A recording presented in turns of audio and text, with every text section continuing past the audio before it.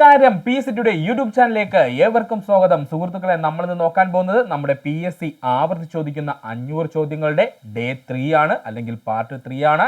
ഇവിടെ വെറുതെ നമ്മൾ ക്വസ്റ്റ്യൻ ആൻസേഴ്സ് പറഞ്ഞു പോവുകയല്ല.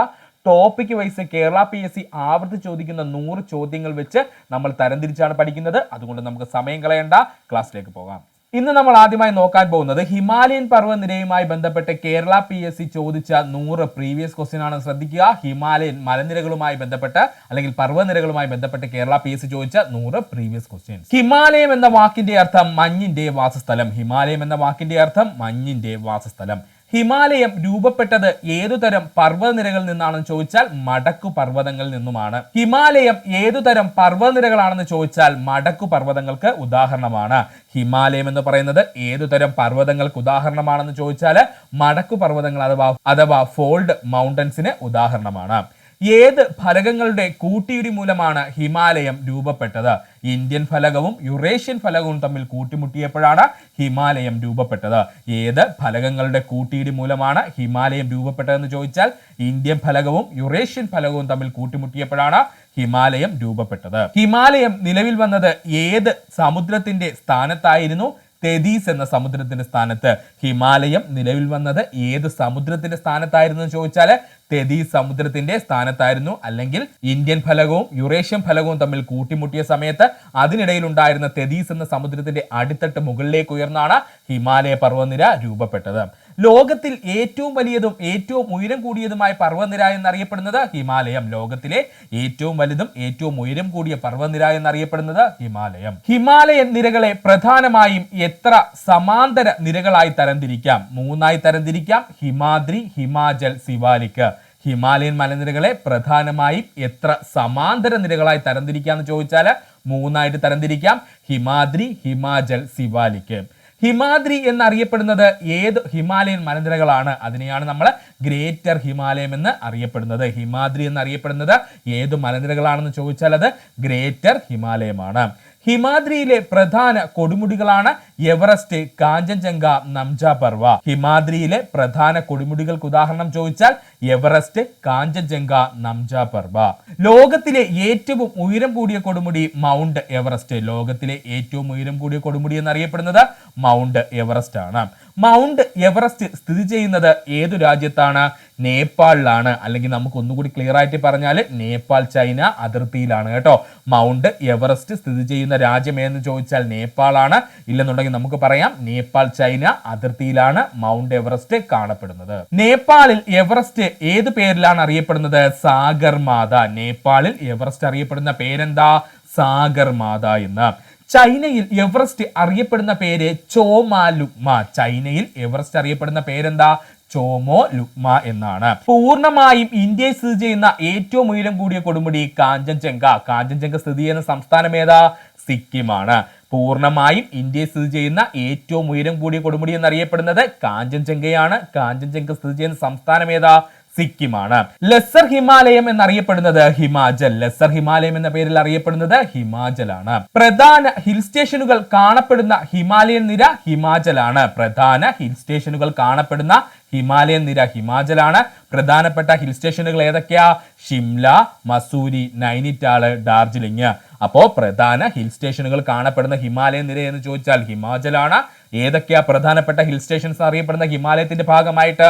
ഷിംല, മസൂരി, നൈനിറ്റാൾ, ഡാർജിലിംഗ്. പീർ പാഞ്ചൽ റേഞ്ച് സ്ഥിതി ചെയ്യുന്നത് ഏത് ഹിമാലയൻ നിരയിലാണ്? ഹിമാചലിലാണ്. പീർ പാഞ്ചൽ റേഞ്ച് സ്ഥിതി ചെയ്യുന്നത് ഏത് ഹിമാലയൻ നിരയിലാണ്? ഹിമാചലിലാണ്. ഡ്യൂണുകൾ കാണപ്പെടുന്ന ഹിമാലയൻ നിര സിവാലിക്. ഡ്യൂണുകൾ കാണപ്പെടുന്ന ഹിമാലയൻ നിര സിവാലിക്. ഡെറാഡൂൺ, കോട്ട്ലി ഡൂൺ, പാട്ട്ലി ഡൂൺ എന്നിവ ഏത് ഹിമാലയൻ നിരയിലാണ് സ്ഥിതി ചെയ്യുന്നതെന്ന് ചോദിച്ചാൽ സിവാലിക് ആണ്. ഓൾറെഡി നമ്മൾ പറഞ്ഞു കഴിഞ്ഞു. ഡെറാഡൂൺ, കോട്ട്ലി ഡൂൺ, പാട്ട്ലി ഡൂൺ എന്നിവ സ്ഥിതി ചെയ്യുന്നത് ഏത് ഹിമാലയൻ നിരയിലാണെന്ന് ചോദിച്ചാൽ അത് സിവാലിക്കിലാണ്. സിവാലിക് നിരകൾക്ക് ഔട്ടർ ഹിമാലയം എന്ന പേര് വരാൻ കാരണം ഹിമാലയ നിരകളിൽ ഏറ്റവും തെക്കു ഭാഗത്തായി സ്ഥിതി ചെയ്യുന്നത് കൊണ്ട്. സിവാലിക് നിരകൾക്ക് ഔട്ടർ ഹിമാലയം എന്ന് പേര് വരുവാൻ കാരണം ഹിമാലയൻ നിരകളിൽ ഏറ്റവും തെക്ക് ഭാഗത്ത് സ്ഥിതി ചെയ്യുന്നത് കൊണ്ട്. ഗംഗ, യമുന, ബ്രഹ്മപുത്ര തുടങ്ങിയ നദികളുടെ ഉത്ഭവം എവിടെ നിന്നുമാണ്? ഹിമാലയത്തിൽ നിന്നുമാണ്. ഗംഗ, യമുന, ബ്രഹ്മപുത്ര തുടങ്ങിയ നദികളുടെ ഉത്ഭവസ്ഥാനം എവിടെ നിന്നുമാണ്? ഹിമാലയത്തിൽ നിന്നുമാണ്. ഹിമാലയത്തിലെ പ്രധാന ചുരങ്ങളാണ് സോജില ചുരം, ഷിപ്കില ചുരം, നഥുല ചുരം, ലിപുലേഖ് ചുരം. ഹിമാലയത്തിലെ പ്രധാന ചുരങ്ങൾ ഏതൊക്കെയാ? സോജില ചുരം, ഷിപ്കില ചുരം, നഥുല ചുരം, ലിപുലേഖ് ചുരം. ഷിപ്കില ചുരം സ്ഥിതി ചെയ്യുന്ന സംസ്ഥാനം ഹിമാചൽ പ്രദേശ്.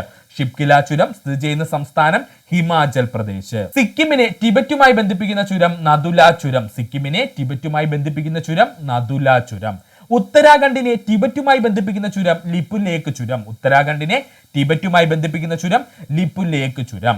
ഹിമാലയത്തിലെ ഏറ്റവും നീളമുള്ള മഞ്ഞുമല എന്നറിയപ്പെടുന്നത് സിയാച്ചിൻ ഗ്ലേഷ്യർ ആണ്. ഹിമാലയത്തിലെ ഏറ്റവും നീളമുള്ള മഞ്ഞുമല എന്നറിയപ്പെടുന്നത് സിയാച്ചിൻ ഗ്ലേഷ്യർ ആണ്. ലോകത്തിൽ ഏറ്റവും ഉയരം കൂടിയ യുദ്ധകളം എന്നറിയപ്പെടുന്നത് സിയാച്ചിൻ ഗ്ലേഷ്യർ ആണ്. ലോകത്തിലെ ഏറ്റവും ഉയരം കൂടിയ യുദ്ധകളം എന്നറിയപ്പെടുന്നത് സിയാച്ചിൻ ഗ്ലേഷ്യർ ആണ്. ഹിമാലയൻ പ്രദേശങ്ങളിൽ കാണപ്പെടുന്ന പ്രധാന മരങ്ങളാണ് ദേവദാരു, സ്പ്രൂസ്, ഫിർ, പൈന്. ഹിമാലയൻ പ്രദേശങ്ങളിൽ കാണപ്പെടുന്ന പ്രധാന മരങ്ങൾ ഏതൊക്കെയാ? ദേവദാരു, സ്പ്രൂസ്, ഫിർ, പൈന് എന്നിവയാണ്. ഹിമാലയൻ പ്രദേശങ്ങളിൽ കാണപ്പെടുന്ന പ്രധാന മൃഗങ്ങളാണ് ഹിമപ്പുലി, കസ്തൂരിമാൻ, ഹിമാലയൻ താർ, ഹിമാലയൻ ബെയർ. ഓർക്കണേ, ഹിമാലയൻ പ്രദേശങ്ങളിൽ കാണപ്പെടുന്ന പ്രധാന മൃഗങ്ങൾ ചോദിച്ചാൽ ഹിമപ്പുലി, കസ്തൂരിമാൻ, ഹിമാലയൻ താർ, ഹിമാലയൻ ബെയർ. നംച ബർബ കൊടുമുടി സ്ഥിതി ചെയ്യുന്നത് എവിടെയാണ്? അരുണാചൽ പ്രദേശിലാണ്, അതായത് കിഴക്കൻ ഹിമാലയത്തില്. നംച ബർബ കൊടുമുടി സ്ഥിതി ചെയ്യുന്നത് എവിടെയാണ്? അരുണാചൽ പ്രദേശിലാണ്, അതായത് കിഴക്കൻ ഹിമാലയത്തിന്റെ ഭാഗമായിട്ട്. കിഴക്കൻ ഹിമാലയത്തിലെ പ്രധാന കൊടുമുടി എന്നറിയപ്പെടുന്നത് നംച ബർവയാണ്. കിഴക്കൻ ഹിമാലയത്തിലെ പ്രധാന കൊടുമുടി എന്നറിയപ്പെടുന്നത് നംച ബർവയാണ്. പൂർവാചൽ കുന്നുകൾ എന്നറിയപ്പെടുന്നത് ഏത് ഹിമാലയത്തിന്റെ ഭാഗമാണ്? കിഴക്കൻ ഹിമാലയത്തിന്റെ ഭാഗം. പൂർവാചൽ കുന്നുകൾ എന്നറിയപ്പെടുന്നത് ഏത് ഹിമാലയത്തിന്റെ ഭാഗമാണ്? കിഴക്കൻ ഹിമാലയത്തിന്റെ ഭാഗമാണ്. പൂർവാചൽ കുന്നുകളിൽ ഉൾപ്പെടുന്ന പ്രധാന കുന്നുകളാണ് പട്കായ് ബൂം, നാഗ കുന്നുകൾ, മണിപ്പൂർ കുന്നുകൾ, ഖാസി കുന്നുകൾ, ഖാരോ കുന്നുകൾ, ജയന്തിയ കുന്നുകൾ. ഓർത്തോളണേ, പൂർവാചൽ കുന്നുകളിൽ ഉൾപ്പെടുന്ന പ്രധാന കുന്നുകൾ ഏതൊക്കെയാ? പട്കായ് ബൂം, നാഗ കുന്നുകൾ, മണിപ്പൂർ കുന്നുകൾ, ഖാസി കുന്നുകൾ, ഖാരോ കുന്നുകൾ, ജയന്തിയ കുന്നുകൾ. ഹിമാലയം ഇന്ത്യയുടെ കാലാവസ്ഥയെ എങ്ങനെ സ്വാധീനിക്കുന്നു? കഴിഞ്ഞ ദിവസം ചോദിച്ച ചോദ്യമായിരുന്നു. ശൈത്യകാലത്ത് മധ്യേഷ്യയിൽ നിന്നുള്ള അതിശൈത്യക്കാറ്റിൽ നിന്നും ഇന്ത്യയെ സംരക്ഷിക്കുന്നു. മൺസൂൺ കാറ്റുകളെ തടഞ്ഞു നിർത്തി മഴ നൽകുന്നു. ഹിമാലയം ഇന്ത്യയുടെ കാലാവസ്ഥയെ എങ്ങനെ സ്വാധീനിക്കുന്നു? ശൈത്യകാലത്ത് മധ്യേഷ്യയിൽ നിന്നുള്ള അതിശൈത്യക്കാറ്റിൽ നിന്നും ഇന്ത്യയെ സംരക്ഷിക്കുകയും മൺസൂൺ കാറ്റുകളെ തടഞ്ഞു നിർത്തി മഴ നൽകുകയും ചെയ്യുന്നു. ഹിമാലയം ഏത് നദികളുടെ ഉത്ഭവസ്ഥാനമാണ്? സിന്ധു, ഗംഗ, ബ്രഹ്മപുത്ര, സത്ലജ് നദികളുടെ. ഹിമാലയം ഏതൊക്കെ നദികളുടെ ഉത്ഭവസ്ഥാനമാണെന്ന് ചോദിച്ചാൽ സിന്ധു, ഗംഗ, ബ്രഹ്മപുത്ര, സത്ലജ് എന്നീ നദികളുടെ. ഹിമാലയത്തിലെ ഏറ്റവും വലിയ ഹിമപാതങ്ങളാണ് ഗംഗോത്രിയും സിയാച്ചിനും. ഹിമാലയത്തിലെ ഏറ്റവും വലിയ ഹിമപാതങ്ങളാണ് ഗംഗോത്രിയും സിയാച്ചിനും. ചാർധാം തീർത്ഥാടന കേന്ദ്രങ്ങൾ എന്നറിയപ്പെടുന്ന ബദരിനാഥ്, കേദാർനാഥ്, ഗംഗോത്രി, യമുനോത്രി എന്നിവ സ്ഥിതി ചെയ്യുന്ന ഹിമാലയൻ പ്രദേശമാണ് ഉത്തരാഖണ്ഡ് ഹിമാലയം. ചാർധാം തീർത്ഥാടന കേന്ദ്രങ്ങൾ എന്നറിയപ്പെടുന്ന ബദരിനാഥ്, കേദാർനാഥ്, ഗംഗോത്രി, യമുനോത്രി സ്ഥിതി ചെയ്യുന്ന ഹിമാലയൻ പ്രദേശമാണ് ഉത്തരാഖണ്ഡ് ഹിമാലയം. ഹിമാലയൻ സംസ്ഥാനങ്ങൾക്ക് ഉദാഹരണം ചോദിച്ചു കഴിഞ്ഞാൽ ജമ്മു കാശ്മീർ കേന്ദ്രഭരണ പ്രദേശം, ലഡാക്ക് കേന്ദ്രഭരണ പ്രദേശം, ഹിമാചൽ പ്രദേശ്, ഉത്തരാഖണ്ഡ്, സിക്കിം, അരുണാചൽ പ്രദേശ്, പശ്ചിമ ബംഗാൾ. പശ്ചിമ ബംഗാളിലെ ഡാർജിലിംഗ് ആണ് എന്തിന്റെ ഭാഗം? ഹിമാലയത്തിന്റെ ഭാഗമായിട്ടുള്ള പ്രദേശം. ഓർത്തോളണേ. അപ്പോൾ ഹിമാലയൻ സംസ്ഥാനങ്ങൾ എന്നറിയപ്പെടുന്നത് ആരൊക്കെയെന്ന് ചോദിച്ചാൽ 2 കേന്ദ്രഭരണ പ്രദേശങ്ങളായിട്ടുള്ള ജമ്മു കാശ്മീർ, ലഡാക്ക്, പിന്നെ ആരൊക്കെയുണ്ട്? ഹിമാചൽ പ്രദേശ്, ഉത്തരാഖണ്ഡ്, സിക്കിം, അരുണാചൽ പ്രദേശ്, പശ്ചിമ ബംഗാൾ. ഇവിടെ ഓർക്കുവാനുള്ളത് പശ്ചിമ ബംഗാളിന്റെ ഡാർജിലിംഗ് മേഖലയാണ് ഹിമാലയത്തിന്റെ ഭാഗമായിട്ട് കാണപ്പെടുന്നത്. മൗണ്ട് എവറസ്റ്റ് ആദ്യമായി കീഴടക്കിയത് ആര്? എഡ്മണ്ട് ഹിലാരിയും ടെൻസിംഗ് നോർഗയും. വർഷം 1953. മൗണ്ട് എവറസ്റ്റ് ആദ്യമായി കീഴടക്കിയത് ആരാണ്? എഡ്മണ്ട് ഹിലാരിയും ടെൻസിംഗ് നോർഗയുമാണ്. വർഷം 1953. മൗണ്ട് എവറസ്റ്റ് കീഴടക്കിയ ആദ്യത്തെ ഇന്ത്യൻ വനിത ബചേന്ദ്രി പാലാണ്. വർഷം 1984. മൗണ്ട് എവറസ്റ്റ് കീഴടക്കിയ ആദ്യ ഇന്ത്യൻ വനിത ബചേന്ദ്രി പാലാണ്. വർഷം 1984. ലോകത്തിലെ ഏറ്റവും ഉയരം കൂടിയ രണ്ടാമത്തെ കൊടുമുടിയായ മൗണ്ട് K2 അഥവാ ഗോഡ്വിൻ ഓസ്റ്റിൻ സ്ഥിതി ചെയ്യുന്നത് എവിടെ? പാക് അധിനിവേശ കാശ്മീരിലെ കാരക്കോറം നിരകളിലാണ് ആര് കാണപ്പെടുന്നത്? ലോകത്തിലെ രണ്ടാമത്തെ ഏറ്റവും ഉയരം കൂടിയ കൊടുമുടിയായ മൗണ്ട് K2 അഥവാ ഗോഡ്വിൻ ഓസ്റ്റിൻ കാണപ്പെടുന്നത്. ഗ്രേറ്റർ ഹിമാലയത്തെയും ലെസ്സർ ഹിമാലയത്തെയും വേർതിരിക്കുന്ന ഫ്ലോട്ടാണ് മെയിൻ സെൻട്രൽ ത്രസ്റ്റ് എന്നറിയപ്പെടുന്നത്. ഗ്രേറ്റർ ഹിമാലയത്തെയും ലെസ്സർ ഹിമാലയത്തെയും തമ്മിൽ വേർതിരിക്കുന്ന ഫ്ലോട്ട് അറിയപ്പെടുന്ന പേരെന്താ? മെയിൻ സെൻട്രൽ ത്രസ്റ്റ് എന്നാണ്. ലെസ്സർ ഹിമാലയത്തെയും സിവാലിക് നിരകളെയും തമ്മിൽ വേർതിരിക്കുന്ന ഫ്ലോട്ടാണ് main boundary fault. Lesser Himalaya Siwalik നിരകളെയും വേർതിരിക്കുന്ന ഫ്ലോട്ടാണ് മെയിൻ ബൗണ്ടറി ഫ്ലോട്ട് എന്ന് അറിയപ്പെടുന്നത്. സിവാലിക് നിരകളെയും വടക്കൻ സമതലങ്ങളെയും വേർതിരിക്കുന്ന ഫ്ലോട്ടാണ് ഹിമാലയൻ ഫ്രണ്ടൽ ഫ്ലോട്ട്. സിവാലിക് നിരകളെയും വടക്കൻ സമതലങ്ങളെയും തമ്മിൽ വേർതിരിക്കുന്ന ഫ്ലോട്ട് ഏതാ? ഹിമാലയൻ ഫ്രണ്ടൽ ഫ്ലോട്ട് ആണ്. ഡ്യൂൺ താഴ്വരകൾ എന്തിന് പ്രസിദ്ധമാണ്? കാർഷിക പ്രവർത്തനങ്ങൾക്കും ജനവാസത്തിനും വിനോദസഞ്ചാരത്തിനും. കേട്ടോ, ഡ്യൂൺ താഴ്വരകൾ എന്തിനു പ്രസിദ്ധമാണെന്ന് ചോദിച്ചാൽ കാർഷിക പ്രവർത്തനങ്ങൾക്കും ജനവാസത്തിനും വിനോദസഞ്ചാരത്തിനും പ്രശസ്തമാണ് ഡ്യൂൺ താഴ്വരകൾ. ഹിമാലയൻ പർവ്വതനിരകളിലെ പ്രധാന കാർഷിക വിളകൾ എന്നറിയപ്പെടുന്നത് നെല്ല്, ചോളം, ഉരുളക്കിഴങ്ങ്, തേയില, ആപ്പിൾ എന്നിവയാണ്. ഹിമാലയൻ പർവ്വതനിരകളിലെ പ്രധാന കാർഷിക വിളകൾ എന്നറിയപ്പെടുന്നത് നെല്ല്, ചോളം, ഉരുളക്കിഴങ്ങ്, തേയില, ആപ്പിൾ എന്നിവയാണ്. ദേവഭൂമി എന്നറിയപ്പെടുന്ന ഹിമാലയൻ സംസ്ഥാനം ഉത്തരാഖണ്ഡ്. ദേവഭൂമി എന്നറിയപ്പെടുന്ന ഹിമാലയൻ സംസ്ഥാനം ഉത്തരാഖണ്ഡ്. കാശ്മീർ താഴ്വര സ്ഥിതി ചെയ്യുന്നത് ഏത് ഹിമാലയൻ നിരകളിലാണെന്ന് ചോദിച്ചാൽ ഗ്രേറ്റർ ഹിമാലയത്തിനും പീർ പാഞ്ചൽ നിരകൾക്കും ഇടയിലാണ്.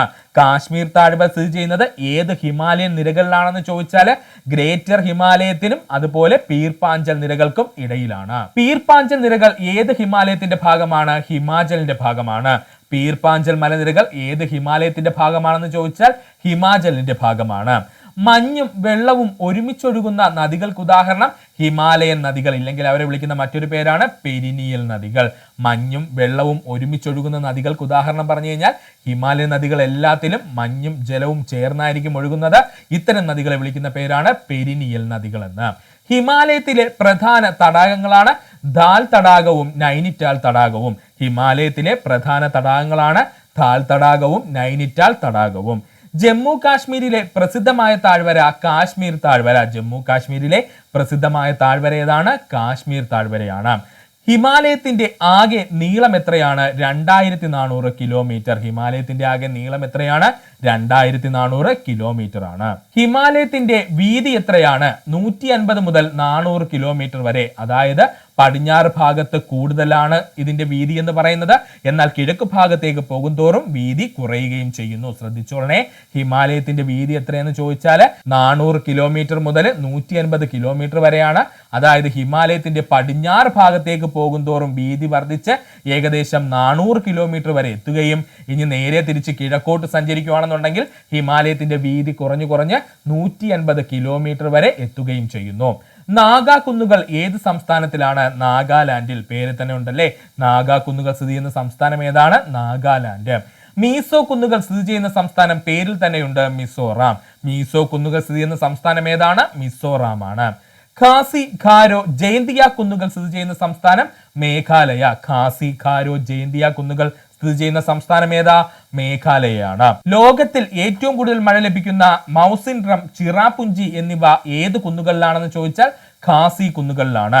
ലോകത്തിൽ ഏറ്റവും കൂടുതൽ മഴ ലഭിക്കുന്ന ചിറാപുഞ്ചി, മൗസിൻഡ്രം എന്നിവ ഏത് കുന്നുകളിലാണ് കാണപ്പെടുന്നത്? ഖാസി കുന്നുകളുടെ ഭാഗമായാണ് കാണപ്പെടുന്നത്. ഇന്ത്യയുടെ അതിരുകളുടെ സംരക്ഷകൻ എന്നറിയപ്പെടുന്ന പർവ്വതനിര ഹിമാലയം. ഇന്ത്യയുടെ അതിരുകളുടെ സംരക്ഷകൻ എന്നറിയപ്പെടുന്ന പർവ്വതനിര ഹിമാലയം. നദികളാൽ രൂപപ്പെട്ട ഹിമാലയത്തിന്റെ വിഭജനമാണ് പഞ്ചാബ് ഹിമാലയം, കൊമയോൺ ഹിമാലയം, നേപ്പാൾ ഹിമാലയം, ആസാം ഹിമാലയം.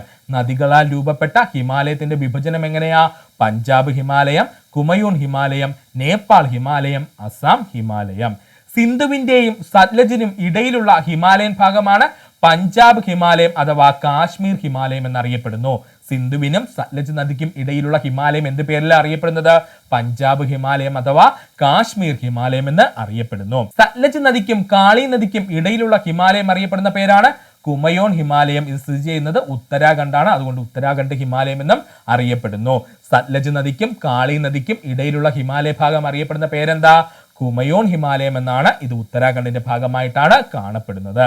കാളി നദിക്കും ടീസ്റ്റ നദിക്കും ഇടയിലുള്ള ഹിമാലയൻ ഭാഗമാണ് നേപ്പാൾ ഹിമാലയം എന്നറിയപ്പെടുന്നത്. കാളി നദിക്കും ടീസ്റ്റ നദിക്കും ഇടയിലുള്ള ഹിമാലയൻ ഭാഗം അറിയപ്പെടുന്ന പേരാണ് നേപ്പാൾ ഹിമാലയം എന്നറിയപ്പെടുന്നത്. നദികളാൽ രൂപപ്പെട്ട ഹിമാലയത്തിന്റെ വിഭജനത്തിൽ ഏറ്റവും ഉയരം കൂടിയ ഭാഗം എന്നറിയപ്പെടുന്നത് നേപ്പാൾ ഹിമാലയമാണ്. നദികളാൽ രൂപപ്പെട്ട ഹിമാലയത്തിന്റെ ഏറ്റവും ഉയരം കൂടിയ ഭാഗം എന്നറിയപ്പെടുന്നത് ഏതാ? നേപ്പാൾ ഹിമാലയമാണ്. ടീസ്റ്റ നദിക്കും ദിഹാങ് നദിക്കും ഇടയിലുള്ള ഹിമാലയൻ ഭാഗമാണ് അസാം ഹിമാലയം എന്നറിയപ്പെടുന്നത്. ടീസ്റ്റ നദിക്കും ദിഹാങ് നദിക്കും ഇടയിലുള്ള ഹിമാലയൻ ഭാഗം അറിയപ്പെടുന്ന പേരാണ് ആസാം ഹിമാലയം. ലോകത്തിലെ ഏറ്റവും വലിയ മലയോര സ്റ്റേഷൻ എന്നറിയപ്പെടുന്നത് ഷിംലയാണ്. അത് ഹിമാചൽ പ്രദേശിന്റെ ഭാഗമായിട്ടാണ് കാണപ്പെടുന്നത്. ലോകത്തിലെ ഏറ്റവും വലിയ മലയോര സ്റ്റേഷൻ എന്നറിയപ്പെടുന്നത് ഷിംലയാണ്. ഇത് ഹിമാചൽ പ്രദേശിന്റെ ഭാഗമായാണ് കാണപ്പെടുന്നത്.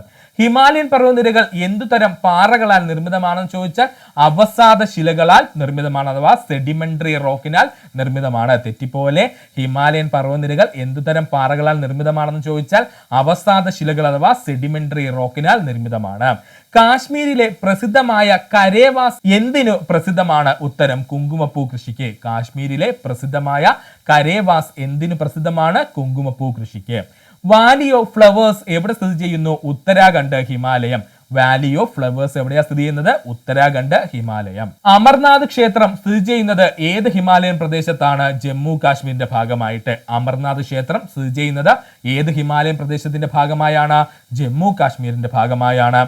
വൈഷ്ണവോ ദേവി ക്ഷേത്രം സ്ഥിതി ചെയ്യുന്നത് എവിടെയാണ്? ജമ്മു കാശ്മീരിന്റെ ഭാഗമായാണ്. വൈഷ്ണവോ ദേവി ക്ഷേത്രം സ്ഥിതി ചെയ്യുന്നത് എവിടെയാണ്? ജമ്മു കാശ്മീരിന്റെ ഭാഗമായിട്ടാണ്. ഹിമാലയൻ നിരകളിലെ വനനശീകരണം എന്തിനു കാരണമാകുന്നു? മണ്ണിടിച്ചിലിനും പ്രളയത്തിനും കാരണമാകുന്നു. ഹിമാലയൻ നിരകളിലെ വനനശീകരണം എന്തിനു കാരണമാകുന്നു? മണ്ണിടിച്ചിലിനും പ്രളയത്തിനും കാരണമാകുന്നു. ഹിമാലയ പ്രദേശങ്ങളിൽ കാണുന്ന പ്രധാന പഴങ്ങളാണ് apple, plum, peach, apricot. Himalayan പ്രദേശങ്ങളിൽ കാണുന്ന പ്രധാന പഴ ഇനങ്ങളാണ് apple, plum, peach, apricot. Himalayan പ്രദേശങ്ങളിലെ ജനങ്ങളുടെ പ്രധാന തൊഴിലാണ് കൃഷി, കന്നുകാലി വളർത്തൽ, വിനോദസഞ്ചാരം. ഹിമാലയൻ പ്രദേശങ്ങളിലെ ജനങ്ങളുടെ പ്രധാന തൊഴിലാണ് കൃഷി, കന്നുകാലി വളർത്തൽ, വിനോദസഞ്ചാരം. പട്കായ് ബൂം കുന്നുകൾ ഏത് സംസ്ഥാനങ്ങളിലാണ് സ്ഥിതി ചെയ്യുന്നത്? അരുണാചൽ പ്രദേശ്, നാഗാലാൻഡ്, മണിപ്പൂർ സംസ്ഥാനങ്ങളിലായിട്ടാണ് പട്കായ് ബൂം കുന്നുകൾ കാണപ്പെടുന്നത്. പട്കായ് ബൂം കുന്നുകൾ കാണപ്പെടുന്നത് ഏത് സംസ്ഥാനങ്ങളിലാണെന്ന് ചോദിച്ചാൽ അരുണാചൽ പ്രദേശ്, നാഗാലാൻഡ്, മണിപ്പൂർ സംസ്ഥാനങ്ങളുടെ ഭാഗമായിട്ടാണ് പട്കായ് ബൂം കുന്നുകൾ സ്ഥിതി ചെയ്യുന്നത്. ഹിമാലയൻ വടക്കൻ സമതലങ്ങളെയും തെക്കൻ പീഠഭൂമികളെയും വേർതിരിക്കുന്നുണ്ടോ? ഹിമാലയം വടക്കൻ സമതലങ്ങളെയും അവയ്ക്ക് വടക്കുള്ള ടിബറ്റൻ പീഠഭൂമിയെയും വേർതിരിക്കുന്നു. ഹിമാലയം വടക്കൻ സമതലങ്ങളെയും തെക്കൻ പീഠഭൂമികളെയും വേർതിരിക്കുന്നുണ്ടോ എന്ന് ചോദിച്ചാൽ വേർതിരിക്കുന്നുണ്ട്. ഹിമാലയൻ വടക്കൻ സമതലങ്ങളെയും അവയ്ക്ക് വടക്കുള്ള ടിബറ്റൻ പീഠഭൂമിയെയും വേർതിരിക്കുന്നുണ്ട്. ഹിമാലയം ഏതൊക്കെ രാജ്യങ്ങളിലാണ് വ്യാപിച്ചു കിടക്കുന്നത്? India, Nepal, Bhutan, China.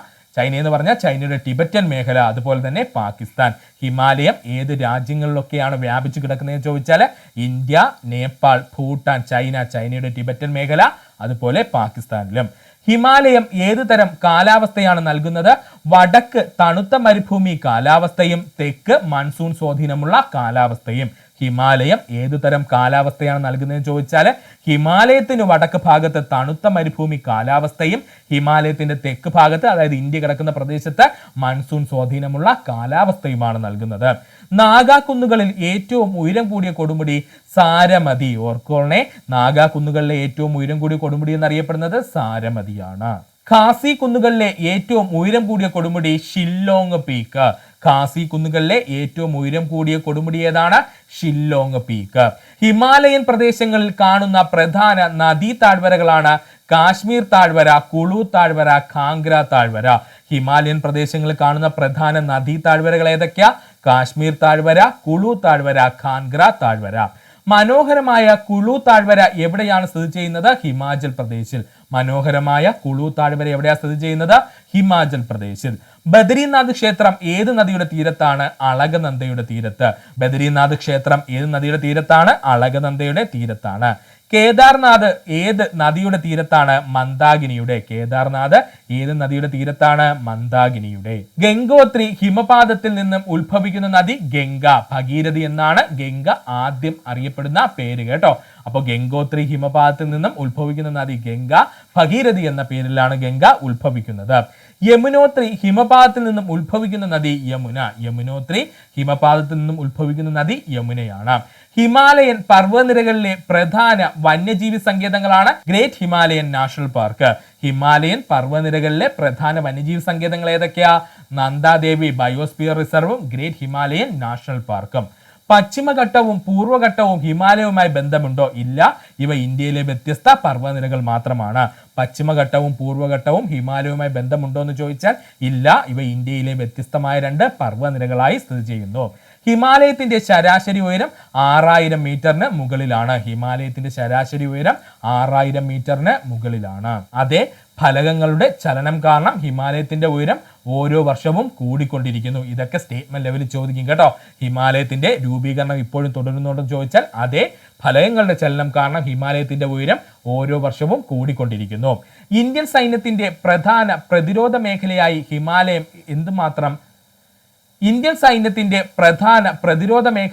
ഹിമാലയം എന്തുമാത്രം പ്രാധാന്യം അർഹിക്കുന്നു ചോദിച്ചാൽ വടക്കൻ അതിർത്തികൾ സംരക്ഷിക്കാൻ സഹായിക്കുന്നത് ഹിമാലയമാണ്.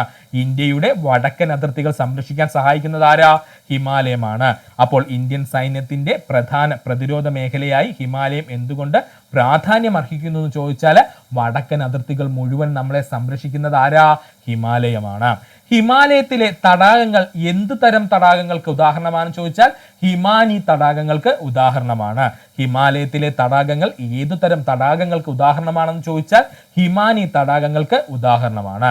ഹിമാലയത്തിലെ പ്രധാന ടൂറിസം പ്രവർത്തനങ്ങളാണ് ട്രക്കിംഗ്, പർവ്വതാരോഹണം, സ്കീയിങ്, തീർത്ഥാടനം. ഹിമാലയത്തിലെ പ്രധാന ടൂറിസം പ്രവർത്തനങ്ങൾ ചോദിച്ചാൽ ട്രക്കിംഗ്, പർവ്വതാരോഹണം, സ്കീയിങ്, തീർത്ഥാടനം. ഹിമാലയൻ താഴ്വരകളിൽ കാണുന്ന പരമ്പരാഗത കെട്ടിട നിർമ്മാണ ശൈലി അറിയപ്പെടുന്നത് കല്ലും തടിയും ഉപയോഗിച്ചുള്ള നിർമ്മാണം. ഹിമാലയൻ താഴ്വരകളിൽ കാണുന്ന പരമ്പരാഗത കെട്ടിടങ്ങളുടെ നിർമ്മാണ ശൈലി എങ്ങനെയാ? കല്ലും തടിയും ഉപയോഗിച്ചുള്ള കെട്ടിട നിർമ്മാണം. അനുരാഗ് ശർമ്മ കമ്മിറ്റി എന്തുമായി ബന്ധപ്പെട്ടിരിക്കുന്നു? ഹിമാലയൻ പ്രദേശങ്ങളിലെ പരിസ്ഥിതി സംരക്ഷണവുമായി ബന്ധപ്പെട്ടിരിക്കുന്നു. അനുരാഗ് ശർമ്മ കമ്മിറ്റി എന്തുമായി ബന്ധപ്പെട്ടിരിക്കുന്നു? ഹിമാലയൻ പ്രദേശങ്ങളിലെ പരിസ്ഥിതി സംരക്ഷണവുമായി ബന്ധപ്പെട്ടിരിക്കുന്നു. ഹിമാലയൻ പ്രദേശങ്ങളിൽ കാണുന്ന പ്രധാന പുൽമേടുകളാണ് ബുഗ്യാലുകൾ. ഇത് ഉത്തരാഖണ്ഡ് സംസ്ഥാനത്തിന്റെ ഭാഗമായാണ് കാണപ്പെടുന്നത്. ഭൂട്ടാൻ, നേപ്പാൾ തുടങ്ങിയ രാജ്യങ്ങൾക്ക് ഹിമാലയത്തിന്റെ പ്രാധാന്യം എന്തെന്ന് ചോദിച്ചാൽ ഈ രാജ്യങ്ങളുടെ ഭൂരിഭാഗം പ്രദേശങ്ങളും ഹിമാലയൻ നിരകളിലാണ് സ്ഥിതി ചെയ്യുന്നത്. ഭൂട്ടാൻ, നേപ്പാൾ തുടങ്ങിയ രാജ്യങ്ങൾക്ക് ഹിമാലയത്തിന്റെ പ്രാധാന്യം എന്തെന്ന് ചോദിച്ചാൽ ഈ ഭൂട്ടാൻ, നേപ്പാൾ രാജ്യങ്ങളുടെ ഭൂരിഭാഗവും സ്ഥിതി ചെയ്യുന്നത് ഹിമാലയൻ മലനിരകളിലാണ്. ഹിമാലയൻ നിരകൾക്ക് ശേഷം ഇന്ത്യയുടെ വടക്ക് കിഴക്കൻ ഭാഗത്ത് കാണുന്ന പർവ്വതനിരകൾ പൂർവാചൽ കുന്നുകൾ. ഹിമാലയൻ പർവ്വതനിരകൾക്ക് ശേഷം ഇന്ത്യയുടെ വടക്ക് കിഴക്ക് ഭാഗത്തായി കാണുന്ന പർവ്വതനിരകളാണ് പൂർവാചൽ കുന്നുകൾ. ഹിമാലയം ഏഷ്യയുടെ ജലസംഭരണി എന്നറിയപ്പെടാൻ കാരണം ലോകത്തിലെ ഏറ്റവും വലിയ ശുദ്ധജല ശേഖരങ്ങളിൽ ഒന്നാണ് ഹിമാലയത്തിലെ മഞ്ഞുമലകൾ. അതുകൊണ്ടാണ് കേട്ടോ ഹിമാലയം ഏഷ്യയുടെ ജലസംഭരണി എന്നറിയപ്പെടുവാൻ കാരണം ലോകത്തിലെ ഏറ്റവും വലിയ ശുദ്ധജല ശേഖരങ്ങളിൽ ഒന്നാണ് ഹിമാലയത്തിലെ മഞ്ഞുമലകൾ. ഓർക്കുക. ഇനി നമ്മൾ നോക്കാൻ പോകുന്നത് ബയോളജി മേഖലയിൽ നിന്നും രോഗങ്ങൾ എന്ന് പറയുന്ന ടോപ്പിക്കിലെ PSC പ്രീവിയസ് ആയി ചോദിച്ച 100 ക്വസ്റ്റ്യൻസ് ആണ്. ശ്രദ്ധിക്കുക. ബയോളജി മേഖലയിലെ രോഗങ്ങൾ എന്ന് പറയുന്ന ടോപ്പിക്കിൽ നിന്നും കേരള PSC പ്രീവിയസ് ആയി ചോദിച്ച 100 ക്വസ്റ്റ്യൻസ്. രോഗങ്ങളെ കുറിച്ചുള്ള പഠനം അറിയപ്പെടുന്ന പേരാണ് പാത്തോളജി. രോഗങ്ങളെ കുറിച്ചുള്ള പഠനം അറിയപ്പെടുന്ന പേരെന്താ? പാത്തോളജി. ലോകാരോഗ്യ ദിനമായി ആചരിക്കുന്നത് ഏപ്രിൽ 7. ലോകാരോഗ്യ ദിനമായി ആചരിക്കുന്നത് ഏപ്രിൽ 7. ബാക്ടീരിയയെ കണ്ടുപിടിച്ചതാര്? ആന്റൺ വാൻ ലിവൻഹോക്ക് ആണ്. ബാക്ടീരിയയെ കണ്ടുപിടിച്ചതാരാണ്? ആന്റൺ വാൻ ലിവൻഹോക്ക് ആണ്. അപര്യാപ്തത രോഗങ്ങൾ അഥവാ ഡെഫിഷ്യൻസി ഡിസീസിൽ പ്രധാനമായും ഏത് വിഭാഗത്തിൽ പെടുന്നവയാണ്? പോഷക ആഹാരക്കുറവ് മൂലം ഉണ്ടാകുന്ന രോഗങ്ങളിൽ പെടുന്നവയാണ്. അപര്യാപ്തത രോഗങ്ങൾ അഥവാ ഡെഫിഷ്യൻസി ഡിസീസ് പ്രധാനമായിട്ടും ഏത് വിഭാഗത്തിൽ പെടുന്നു എന്ന് ചോദിച്ചാൽ പോഷകാഹാരക്കുറവ് മൂലം ഉണ്ടാകുന്ന രോഗങ്ങളിൽ പെടുന്നു. ടൈഫോയിഡ് രോഗം കണ്ടെത്താൻ ഉപയോഗിക്കുന്ന ടെസ്റ്റാണ് വൈഡൽ ടെസ്റ്റ്. ടൈഫോയിഡ് രോഗം കണ്ടെത്താൻ ഉപയോഗിക്കുന്ന ടെസ്റ്റ് എന്താണ്? വൈഡൽ ടെസ്റ്റ് ആണ്. ക്ഷയരോഗം പരത്തുന്ന രോഗാണു മൈക്കോബാക്ടീരിയം ട്യൂബർകുലോസിസ്. ക്ഷയരോഗം പരത്തുന്ന രോഗാണു ഏതാണ്? Mycobacterium tuberculosis. ഡിഫ്തീരിയ എന്ന രോഗം ശരീരത്തിലെ ഏത് ഭാഗത്തെയാണ് ബാധിക്കുന്നത്? തൊണ്ടയെ.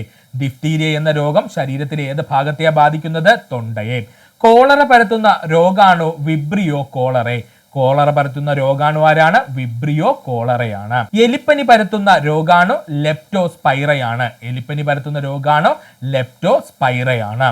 പ്ലേഗ് പരത്തുന്ന രോഗാണു യെർസീനിയ പെസ്റ്റിസ് ആണ്. പ്ലേഗ് പരത്തുന്ന രോഗാണു യെർസീനിയ പെസ്റ്റിസ് ആണ്. ടെറ്റനസ് എന്ന രോഗത്തിന് കാരണമാകുന്നത് ക്ലോസ്ട്രീഡിയം ടെറ്റനി. ടെറ്റനസ് എന്ന രോഗത്തിന് കാരണമാകുന്നത് ആരാ? ക്ലോസ്ട്രീഡിയം ടെറ്റനി ആണ്. കുഷ്ഠരോഗം അഥവാ ലെപ്രസിക്ക് കാരണമാകുന്ന രോഗാണു മൈക്കോബാക്ടീരിയം ലെപ്രയാണ്. കുഷ്ഠരോഗം അഥവാ ലെപ്രസിക്ക് കാരണമാകുന്ന രോഗാണു മൈക്കോബാക്ടീരിയം ലെപ്രയാണ്. വാക്സിനേഷൻ കണ്ടുപിടിച്ചതാര്? Edward Jenner. വാക്സിനേഷൻ കണ്ടുപിടിച്ചതാരാണ്? എഡ്വേർഡ് ജെന്നർ ആണ്. പേവിഷബാധയ്ക്ക് കാരണമായ വൈറസ് റാബീസ് വൈറസ്. പേവിഷബാധയ്ക്ക് കാരണമായ വൈറസ് റാബീസ് വൈറസ്. എയ്ഡ്സ് രോഗത്തിന് കാരണമാകുന്ന വൈറസ് HIV അഥവാ human immuno deficiency virus. AIDS രോഗത്തിന് കാരണമാകുന്ന വൈറസ് ഏതാണ്? HIV വൈറസ് ആണ് അഥവാ ഹ്യൂമൻ ഇമ്മ്യൂണോ ഡെഫിഷ്യൻസി വൈറസ്. ഡെങ്കിപ്പനി അഥവാ ഡെങ്കു ഫീവർ പരത്തുന്ന കൊതുക് ഈഡിസ് ഈജിപ്തി. ഡെങ്കിപ്പനി പരത്തുന്ന കൊതുകൾ ഏതാ? ഈഡിസ് ഈജിപ്തി ആണ്. ചിക്കൻ പോക്സ് പരത്തുന്ന virus varicella zoster virus. Chicken pox പരത്തുന്ന വൈറസ് ഏതാണ്? Varicella zoster virus. പോളിയോ രോഗത്തിന് കാരണമാകുന്ന വൈറസ് പോളിയോ വൈറസ്. പോളിയോ രോഗത്തിന് കാരണമാകുന്ന വൈറസ് പോളിയോ വൈറസ്. ഹെപ്പറ്റൈറ്റിസ് രോഗം ശരീരത്തിലെ ഏത് അവയവത്തെയാണ് ബാധിക്കുന്നത്? കരളിനെ. ഹെപ്പറ്റൈറ്റിസ് രോഗം ശരീരത്തിലെ ഏത് അവയവത്തെയാണ് ബാധിക്കുന്നത്? കരളിനെ. സിക്ക വൈറസ് രോഗം പരത്തുന്നത് ഈഡിസ് കൊതുകുകൾ. സിക്ക വൈറസ് രോഗം പരത്തുന്നത് ഈഡിസ് കൊതുകുകൾ. മലമ്പനി അഥവാ മലേറിയ പരത്തുന്ന രോഗാണു പ്ലാസ്മോഡിയം. മലമ്പനി അഥവാ മലേറിയ പരത്തുന്ന രോഗാണു പ്ലാസ്മോഡിയം. മലമ്പനിക്ക് കാരണമായ കൊതുക് അനോഫിലസ് കൊതുകുകള്. മലമ്പനിക്ക് കാരണമാകുന്ന കൊതുക് ഏതാണ്? അനോഫിലസ് കൊതുകുകളാണ്. മന്ത് അഥവാ ഫൈലേറിയാസിസ് പരത്തുന്ന കൊതുക് ക്യൂലസ് കൊതുകുകൾ. മന്ത് അഥവാ ഫൈലേറിയാസിസ് രോഗം പരത്തുന്ന കൊതുകുകള് ക്യൂലസ് കൊതുകുകള്. കരിമ്പനി അഥവാ കാല അസർ പരത്തുന്നത് സാൻഡ് ഫ്ലൈ ആണ്. ഓർത്തോളനെ, കരിമ്പനി എന്നറിയപ്പെടുന്ന കാല അസർ പരത്തുന്നത് ആരാണ്? സാൻഡ് ഫ്ലൈ ആണ്. റിക്കറ്റ്സ് എന്ന രോഗത്തിന് കാരണമാകുന്നത് ഏത് വിറ്റാമിന്റെ കുറവ് മൂലമാണ് ഉണ്ടാകുന്നതെന്ന് ചോദിച്ചാൽ വൈറ്റമിൻ എയുടെ. നിശാന്തത അല്ലെങ്കിൽ മാലക്കണ്ണ് അല്ലെങ്കിൽ നമുക്ക് പറയാം നൈറ്റ് ബ്ലൈൻഡ്നസ് എന്ന ഈ രോഗം ഏത് വൈറ്റമിന്റെ കുറവ് മൂലമാണ് ഉണ്ടാകുന്നതെന്ന് ചോദിച്ചാൽ വൈറ്റമിൻ എയുടെ. ബെറിബെറി എന്ന രോഗത്തിന് കാരണമാകുന്നത് ഏത് വിറ്റാമിന്റെ കുറവാണെന്ന് ചോദിച്ചാൽ വിറ്റാമിൻ B1 അഥവാ തയാമിന്റെ കുറവ്. ബെറിബെറി എന്ന രോഗത്തിന് കാരണമാകുന്നത് ഏത് വിറ്റാമിന്റെ കുറവാണെന്ന് ചോദിച്ചാൽ വിറ്റാമിൻ B1 അഥവാ തയാമിന്റെ കുറവ്. സ്കർവി എന്ന രോഗത്തിന് കാരണമാകുന്നത് ഏത് വൈറ്റമിന്റെ കുറവാണ്? വൈറ്റമിൻ സിയുടെ കുറവാണ്. സ്കർവി എന്ന രോഗത്തിന് കാരണമാകുന്നത് ഏത് വൈറ്റമിന്റെ കുറവാണെന്ന് ചോദിച്ചാൽ വിറ്റാമിൻ സിയുടെ കുറവാണ്. രക്തം കട്ടപിടിക്കാൻ സഹായിക്കുന്ന വിറ്റാമിൻ കെ ആണ്. രക്തം കട്ടപിടിക്കാൻ സഹായിക്കുന്ന വിറ്റമിൻ ഏതാ? വിറ്റമിൻ കെ ആണ്. വിളർച്ച എന്ന രോഗത്തിന് കാരണമാകുന്നത് ഏത് മൂലകത്തിന്റെ കുറവാണ്? ഇരുമ്പിന്റെ. വിളർച്ച എന്ന രോഗത്തിന് കാരണമാകുന്നത് ഏത് മൂലകത്തിന്റെ കുറവാണ്? ഇരുമ്പിന്റെ. ഗോയിറ്റർ എന്ന രോഗത്തിന് കാരണമാകുന്നത് ഏത് മൂലകത്തിന്റെ കുറവാണ്? അയോഡിന്റെ. ഗോയിറ്റർ എന്ന രോഗത്തിന് കാരണമാകുന്നത് ഏത് മൂലകത്തിന്റെ കുറവാണ്? അയോഡിന്റെ. ഓസ്റ്റിയോപൊറോസിസ് എന്ന രോഗം ശരീരത്തിലെ ഏത് ഭാഗത്തെയാണ് ബാധിക്കുന്നത്? എല്ലുകളെ. ഓസ്റ്റിയോപൊറോസിസ് എന്ന രോഗം ശരീരത്തിലെ ഏത് ഭാഗത്തെയാണ് ബാധിക്കുന്നത്? എല്ലുകളെ. ടൈപ്പ് 1 പ്രമേഹം ഏത് ഹോർമോണിന്റെ കുറവ് മൂലമാണ് ഉണ്ടാകുന്നത്? ഇൻസുലിന്റെ. ടൈപ്പ് 1 പ്രമേഹം ഏത് ഹോർമോണിന്റെ കുറവ് മൂലമാണ് ഉണ്ടാകുന്നത്? ഇൻസുലിന്റെ. പാർക്കിൻസൺ രോഗം ശരീരത്തിലെ ഏത് വ്യവസ്ഥയാണ് ബാധിക്കുന്നത്? നാഡീവ്യൂഹത്തെ. പാർക്കിൻസൺസ് രോഗം ശരീരത്തിലെ ഏത് വ്യവസ്ഥയാണ് ബാധിക്കുന്നത്? നാഡീവ്യൂഹത്തെ. അൾഷിമേഴ്സ് രോഗം ശരീരത്തിലെ ഏത് ഭാഗത്തെയാണ് ബാധിക്കുന്നത്? തലച്ചോറിനെ. അൾഷിമേഴ്സ് രോഗം ശരീരത്തിലെ ഏത് ഭാഗത്തെയാണ് ബാധിക്കുന്നത്? തലച്ചോറിനെ. ഓങ്കോളജി എന്തിനെ കുറിച്ചുള്ള പഠനമാണ്? ക്യാൻസറിനെ കുറിച്ച്. ഓങ്കോളജി എന്തിനെ കുറിച്ചുള്ള പഠനമാണ്? ക്യാൻസറിനെ കുറിച്ച്. ഗ്ലോക്കോമ എന്ന രോഗം ശരീരത്തിലെ ഏത് അവയവത്തെയാണ് ബാധിക്കുന്നത്? കണ്ണിനെ. ഗ്ലോക്കോമ എന്ന രോഗം ശരീരത്തിലെ ഏത് അവയവത്തെയാണ് ബാധിക്കുന്നത്? കണ്ണിനെ. തിമിരം എന്ന രോഗം ശരീരത്തിലെ ഏത് അവയവത്തെയാണ് ബാധിക്കുന്നത്? കണ്ണിനെ. തിമിരം എന്ന രോഗം ശരീരത്തിലെ ഏത് അവയവത്തെയാണ് ബാധിക്കുന്നത്? കണ്ണിനെ. വർണ്ണാന്തത ഒരുതരം ഡാഷ് രോഗമാണ്, ജനിതക രോഗമാണ്. വർണ്ണാന്തത ഒരുതരം ഡാഷ് രോഗമാണെന്ന് ചോദിച്ചാൽ ഇതൊരു ജനിതക രോഗമാണ്. ഹീമോഫീലിയ എന്തിനെ ബാധിക്കുന്ന രോഗമാണ്? രക്തം കട്ടപിടിക്കുന്ന പ്രക്രിയയെ ബാധിക്കുന്ന രോഗമാണ്. ഹീമോഫീലിയ എന്തിനെ ബാധിക്കുന്ന രോഗമാണ്? രക്തം കട്ടപിടിക്കുന്ന പ്രക്രിയയെ ബാധിക്കുന്ന രോഗമാണ്. ഹൃദയാഘാതം ഉണ്ടാകുന്നതിന്റെ പ്രധാന കാരണം ഹൃദയപേശിയിലേക്കുള്ള രക്തയോട്ടം തടസ്സപ്പെടുന്നത്. ഹൃദയാഘാതം ഉണ്ടാകുന്നതിന് പ്രധാന കാരണം ഹൃദയപേശിയിലേക്കുള്ള രക്തയോട്ടം തടസ്സപ്പെടുന്നത്. പക്ഷാഘാതം ഉണ്ടാകുന്നതിന് പ്രധാന കാരണം തലച്ചോറിലേക്കുള്ള രക്തയോട്ടം തടസ്സപ്പെടുകയോ രക്തക്കൊഴലുകൾ പൊട്ടുകയോ ചെയ്യുന്നത്. പക്ഷാഘാതം ഉണ്ടാകുന്നതിന് പ്രധാന കാരണം തലച്ചോറിലേക്കുള്ള രക്തയോട്ടം തടസ്സപ്പെടുകയോ രക്തക്കൊഴലുകൾ പൊട്ടുകയോ ചെയ്യുന്നത്. ഉയർന്ന രക്തസമ്മർദ്ദം അറിയപ്പെടുന്ന പേര് ഹൈപ്പർ ടെൻഷൻ. ഉയർന്ന രക്തസമ്മർദ്ദം അറിയപ്പെടുന്ന പേര് ഹൈപ്പർ ടെൻഷൻ. മഞ്ഞപ്പിത്തം എന്ന രോഗം ശരീരത്തിലെ ഏത് അവയവത്തെയാണ് ബാധിക്കുന്നത്? കരളിനെ. മഞ്ഞപ്പിത്തം എന്ന രോഗം ശരീരത്തിലെ ഏത് അവയവത്തെയാണ് ബാധിക്കുന്നത്? കരളിനെ. അൾസർ എന്ന രോഗം ശരീരത്തിന്റെ ഏത് ഭാഗത്തെയാണ് ബാധിക്കുന്നത്? ദഹന വ്യവസ്ഥയെ. അൾസർ എന്ന രോഗം ശരീരത്തിലെ ഏത് ഭാഗത്തെയാണ് ബാധിക്കുന്നത്? ദഹന വ്യവസ്ഥയെ. ആസ്മ എന്ന രോഗം ശരീരത്തിന്റെ ഏത് വ്യവസ്ഥയാണ് ബാധിക്കുന്നത്? ശ്വസന വ്യവസ്ഥയെ. ആസ്മ എന്ന രോഗം ശരീരത്തിന്റെ ഏത് വ്യവസ്ഥയാണ് ബാധിക്കുന്നത്? ശ്വസന വ്യവസ്ഥയെ. വില്ലൻ ചുമ അഥവാ ഊഫിംഗ് കോഫ് എന്ന രോഗം കാരണമാകുന്നത് ബോർഡറ്റെല്ല പെർട്ടുസിസ് ആണ്. ഓർക്കണേ, വില്ലൻ ചുമ അഥവാ ഊഫിംഗ് കോഫ് എന്ന രോഗത്തിന് കാരണമാകുന്ന സൂക്ഷ്മാണു ബോർഡറ്റെല്ല പെർട്ടുസിസ് ആണ്. ചിക്കൻ ഗുനിയ പരത്തുന്ന കൊതുക് ഈഡിസ് ഈജിപ്റ്റി, അതുപോലെ തന്നെ ഈഡിസ് ആൽബോ പിക്സ് കൊതുകുകളും. ഓർക്കണേ, ചിക്കൻ ഗുനിയ പരത്തുന്ന കൊതുകുകൾ ഏതൊക്കെയാ? ഈഡിസ് ഈജിപ്റ്റി കൊതുകും അതുപോലെ തന്നെ ഈഡിസ് ആൽബോ പിക്സ് കൊതുകുകളും. നിപ്പ വൈറസ് രോഗം ഒരുതരം ഡാഷ് രോഗമാണ്. ഇതൊരു സൂനോട്ടിക് ഡിസീസ് അഥവാ മൃഗങ്ങളിൽ നിന്നും മനുഷ്യരിലേക്ക് പകരുന്ന രോഗമാണ്. നിപ്പ വൈറസ് രോഗം ഒരുതരം ഡാഷ് രോഗമാണെന്ന് പറഞ്ഞു കഴിഞ്ഞാൽ ഇതൊരു സൂനോട്ടിക് ഡിസീസ് അല്ലെങ്കിൽ മൃഗങ്ങളിൽ നിന്നും മനുഷ്യരിലേക്ക് പകരുന്ന രോഗമാണ്. വസൂരി രോഗത്തിന് കാരണമായ വൈറസ് വേരിയോള വൈറസ്. വസൂരി രോഗത്തിന് കാരണമായ virus variola virus. Rabies vaccine കണ്ടുപിടിച്ചതാര്? Louis Pasteur. റാബീസ് വാക്സിൻ കണ്ടുപിടിച്ചതാരാണ്? ലൂയി പാസ്റ്റർ ആണ്. ഹെപ്പറ്റൈറ്റിസ് ബി വാക്സിൻ കണ്ടുപിടിച്ചതാരാണ്? Baruch Blumberg. ഓർത്തോളനെ, ഹെപ്പറ്റൈറ്റിസ് ബി വാക്സിൻ കണ്ടുപിടിച്ചതാരാണ്? ബാറൂച്ച് ബംബർഗ്.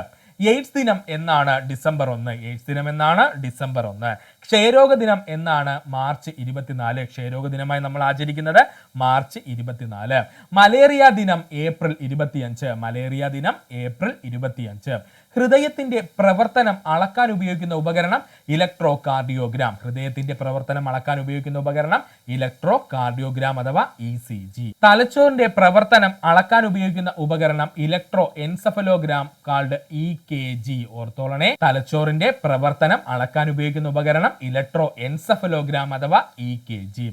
വൃക്കരോഗം ബാധിക്കുമ്പോൾ നടത്തുന്ന ചികിത്സാ രീതി ഡയാലിസിസ്. വൃക്കരോഗം ബാധിക്കുമ്പോൾ നടത്തുന്ന ചികിത്സാ രീതി ഡയാലിസിസ്. സന്ധിവാതം എന്ന രോഗം ശരീരത്തിന്റെ ഏത് ഭാഗത്തെയാണ് ബാധിക്കുന്നത്? സന്ധികളെ. സന്ധിവാതം എന്നല്ല, ആർത്രൈറ്റിസ് എന്നായിരിക്കും PSC ചോദിക്കുന്നത് കേട്ടോ. അപ്പോൾ സന്ധിവാതം അഥവാ ആർത്രൈറ്റിസ് എന്ന രോഗം ശരീരത്തിന്റെ ഏത് ഭാഗത്തെയാണ് ബാധിക്കുന്നത്? സന്ധികളെ. സ്ട്രോക്ക് വന്ന വ്യക്തിക്ക് സാധാരണയായി കാണുന്ന ലക്ഷണങ്ങൾ ശരീരത്തിന്റെ ഒരു ഭാഗത്തുണ്ടാകുന്ന ബലക്ഷയം അല്ലെങ്കിൽ തളർച്ച. പാരാലിസിസ് എന്തിന്റെ ഭാഗികമായോ പൂർണ്ണമായോ ഉള്ള നഷ്ടമാണെന്ന് ചോദിച്ചാൽ പേശി ചലനത്തിന്റെ ഭാഗികമായോ പൂർണ്ണമായോ ഉള്ള നഷ്ടത്തെയാണ് നമ്മൾ പാരാലിസിസ് എന്ന പേരിൽ അറിയപ്പെടുന്നത്. മെനിഞ്ചൈറ്റിസ് എന്ന രോഗം ശരീരത്തിലെ ഏത് ഭാഗത്തെയാണ് ബാധിക്കുന്നത്? തലച്ചോറിനെയും സുഷുമ്നാ നാഡിയെയും പൊതിഞ്ഞു സൂക്ഷിക്കുന്ന സ്ഥലങ്ങളില്.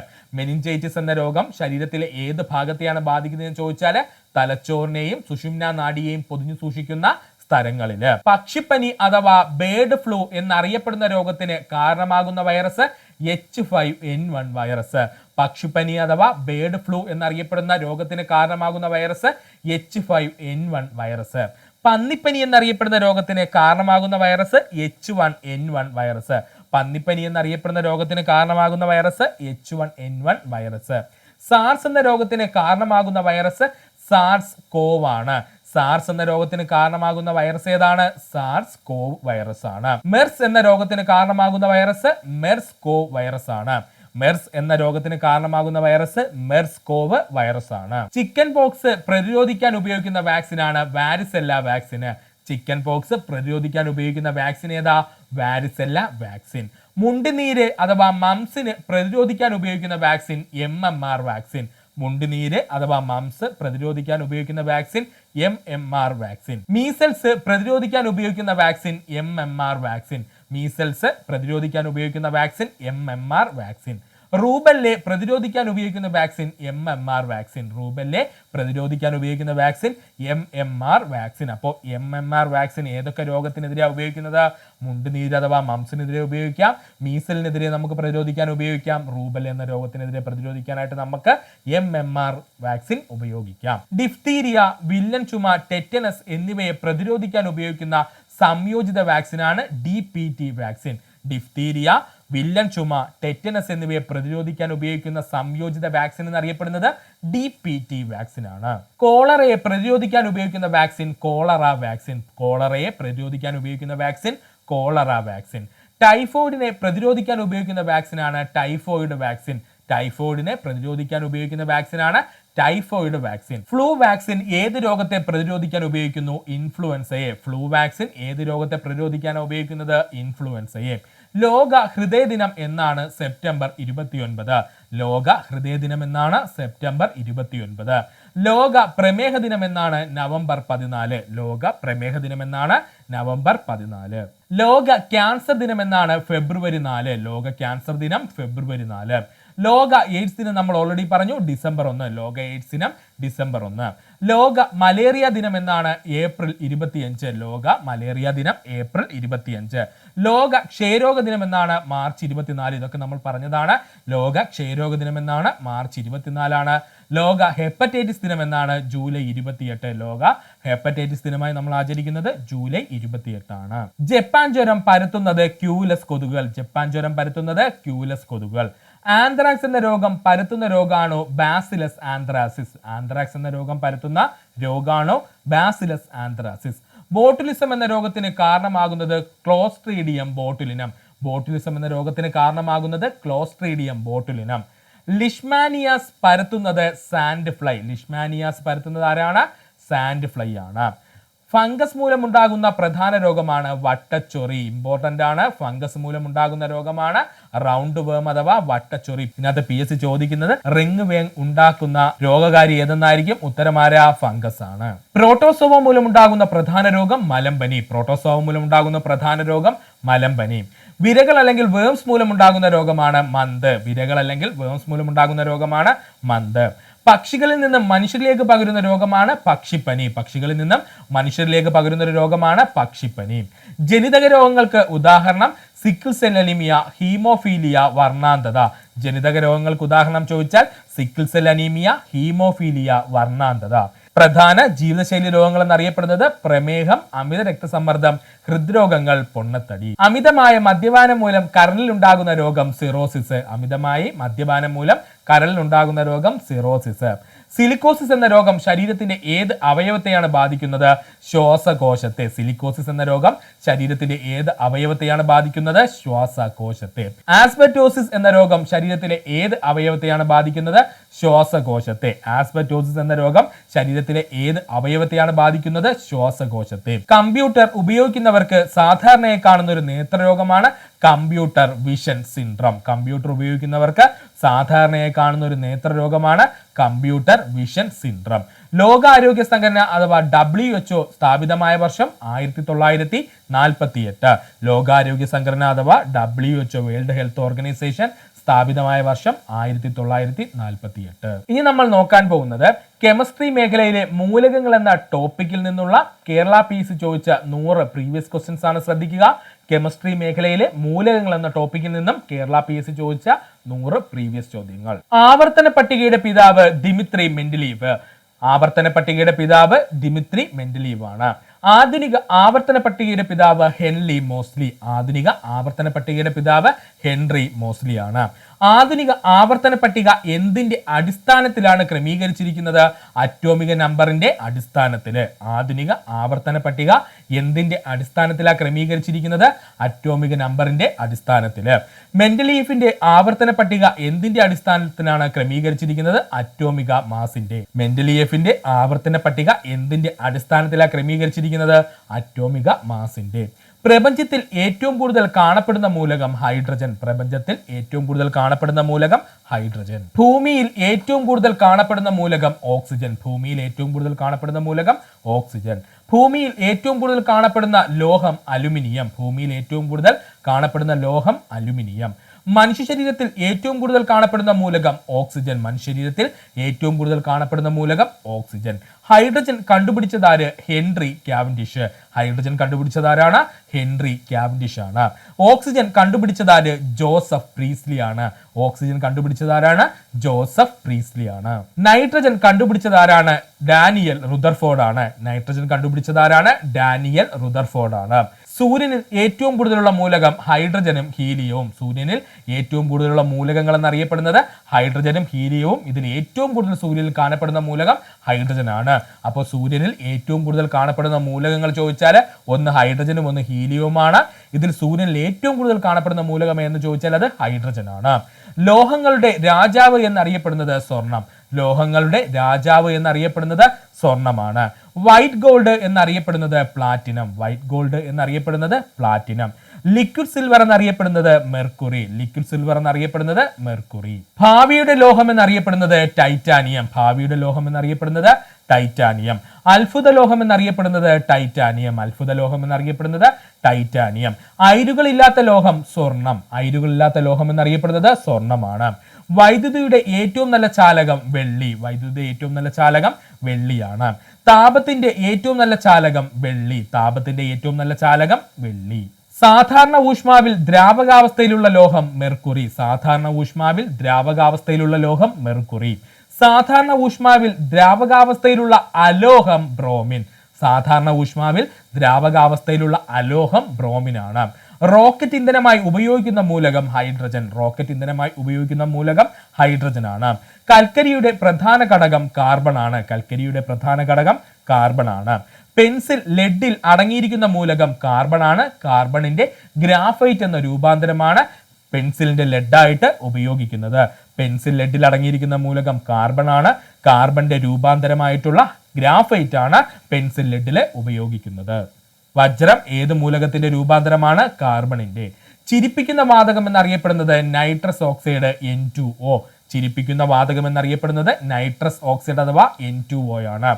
ഉത്കൃഷ്ട വാതകങ്ങൾ അഥവാ നോബൽ ഗ്യാസസ് ആവർത്തന പട്ടികയിൽ എത്രാമത് ഗ്രൂപ്പിലാണ് ഉൾപ്പെടുന്നത്? 18ാം ഗ്രൂപ്പിൽ. ഉത്കൃഷ്ട വാതകങ്ങൾ അഥവാ നോബൽ ഗ്യാസസ് ആവർത്തന പട്ടികയിലെ എത്രാമത് ഗ്രൂപ്പിലാണ് ഉൾപ്പെടുന്നത്? 18ാം ഗ്രൂപ്പില്.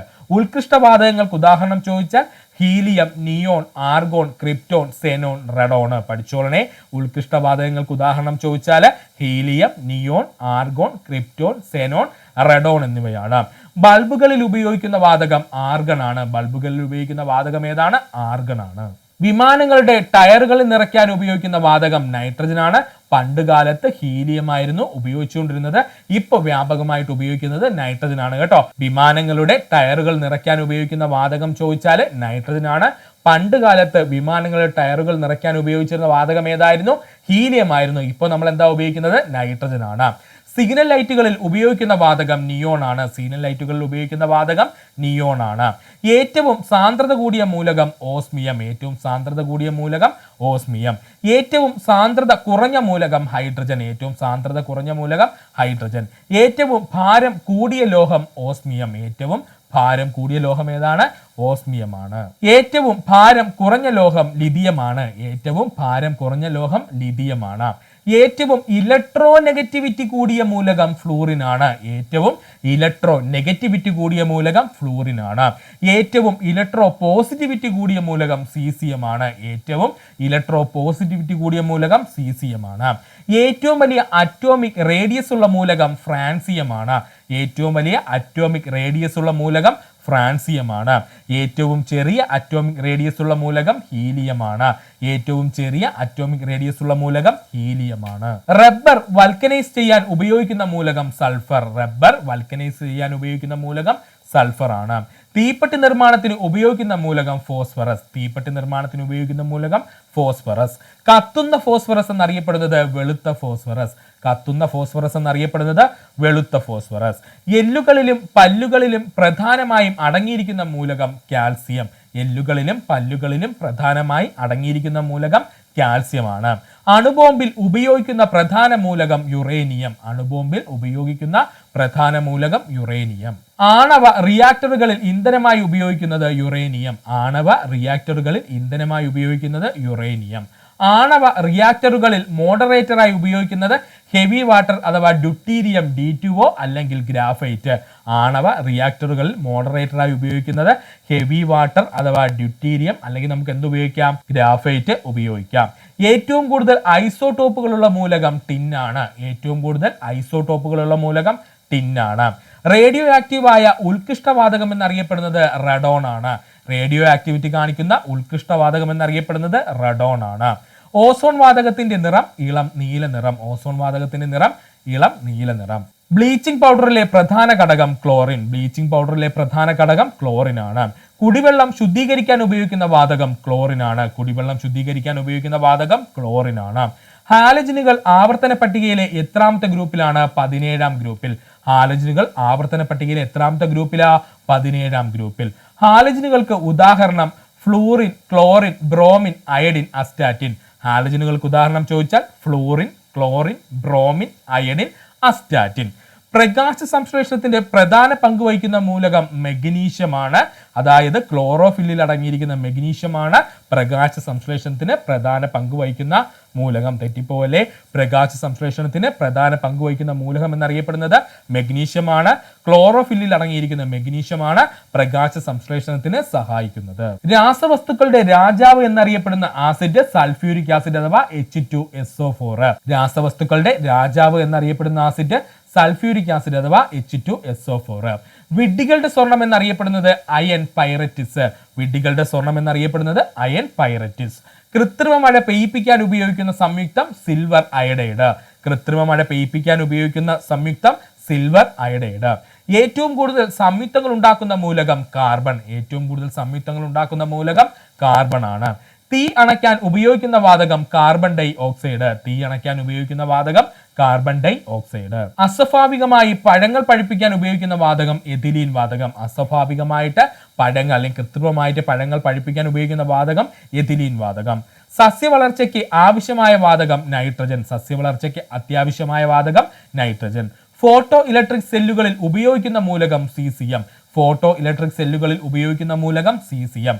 ചുവന്ന രക്താണുക്കളിൽ അടങ്ങിയിരിക്കുന്ന ലോഹം ഇരുമ്പ്. ചുവന്ന രക്താണുക്കളിൽ അടങ്ങിയിരിക്കുന്ന ലോഹം ഇരുമ്പാണ്. ഇൻസുലിൻ അടങ്ങിയിരിക്കുന്ന ലോഹം സിങ്ക് ആണ്. ഇൻസുലിനിൽ അടങ്ങിയിരിക്കുന്ന ലോഹം സിങ്ക് ആണ്. പച്ചക്കറികളിൽ നൈട്രജന്റെ കുറവ് നികത്താൻ ഉപയോഗിക്കുന്ന രാസവളം യൂറിയ. പച്ചക്കറികളിൽ നൈട്രജന്റെ കുറവ് നികത്താൻ ഉപയോഗിക്കുന്ന വളം യൂറിയ. സാധാരണയായി ടേബിൾ സാൾട്ട് എന്നറിയപ്പെടുന്നത് സോഡിയം ക്ലോറൈഡ്. സാധാരണയായി ടേബിൾ സോൾട്ട് എന്നറിയപ്പെടുന്നത് സോഡിയം ക്ലോറൈഡ്.